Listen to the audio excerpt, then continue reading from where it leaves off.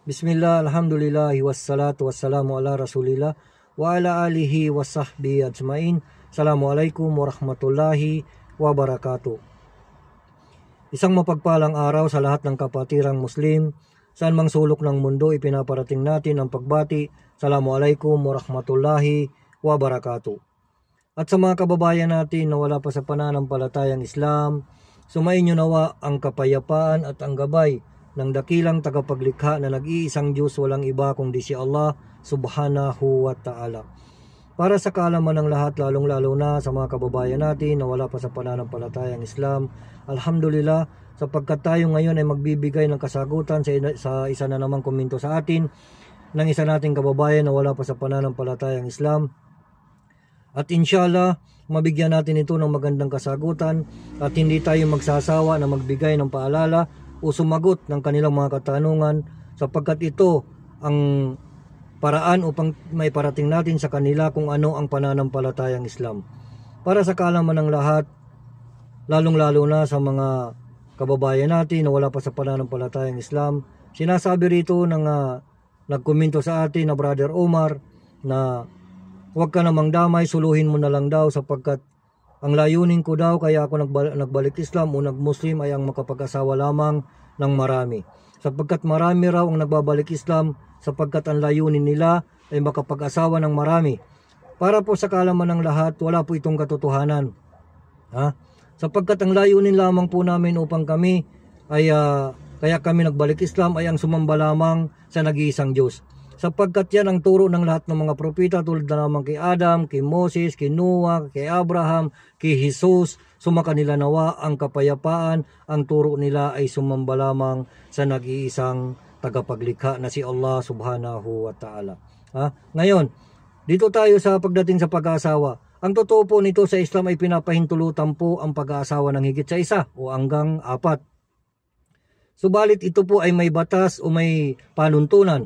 Meron po kaming batas o panuntunan na sinusunod sa Islam. Sapagkat isa na rito, yung halimbawa ikaw ay isang Muslim na lalaki, ikaw ay pinapahintulutan mag-asawa ng higit sa isa kung ikaw ay may kakayanan. Kung kaya mo silang mabigyan ng sustento, ng pantay-pantay, aba ay pwede kang mag-asawa ng higit sa isa. Alhamdulillah, sapagkat may gantimpala ito para sa iyo. Ngayon, kaya kami naman ay pinapahintulutan mag-asawa ng higit sa isa upang kami ay makaiwas sa fitna, makaiwas kami sa mga hindi kaaya-ayang tingnan, makaiwas kami sa mga kababaihan na makagawa kami ng hindi kinalulugod ng Allah subhanahu wa ta'ala. At ang pangatlo dito, pinapahintulutan kami mag-asawa ng higit sa isa sapagkat ito ay ginawa rin ng ibang mga propeta. Nag-asawa rin sila ng higit sa isa.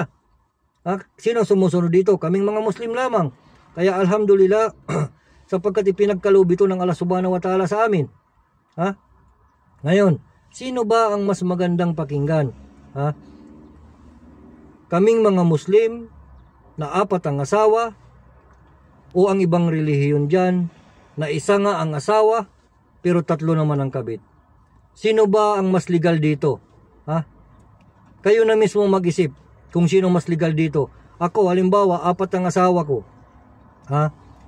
Kahit saan sulok ko ng mundo dalhin yan, kahit saan sulok ko ipasyal yan, hindi kami magkakagulo sapagkat sila ay legal. Asawa eh. Ngayon, yung sa ibang reliyon, subukan mo ipasyal yung isa mong asawa at 3 kabit, tingnan natin kung hindi kayo magkakagulo. 100% magkakagulo kayo sapagkat bawal sa inyo yan eh. Diba? Kaya, sa nagtanong, inshallah nalinawan ka sa paliwanag ko na ito. At yung isa naman, na tungkol naman sa babae, bakit daw ang babae dapat din mag-asawa din daw ng 4? Ay hindi po kaaya-ayang tingnan yon, kasi kahit na lang sa sitwasyon na mag-asawa ang babae ng 4 na lalaki, pag nabuntis yan, hindi mo na malalaman kung sino ang tatay. Kasi 4 yung lalaki. Di ba? Ganun lang po kasimple yun. Kaya sa mga kababayan natin na wala pa sa pananampalatayang Islam, humingi ako ng paumanin sa inyo kung ano man ang inyong narinig, kung kayo man ay nasaktan sa aking sinasabi, at humingi po ako ng paumanin sa inyo. Kung kayo man po ay nalinawan kayo po ay hinikayat ko na saliksikin nyo po ang Islam. Alamin nyo po kung anong aral dito, sapagkat ang lahat po ng inyong katanungan ay nasa Islam po ang kasagutan. Inshallah, sa inyong pagsasaliksik ay gabayan kayo ng dakilang tagapaglikha.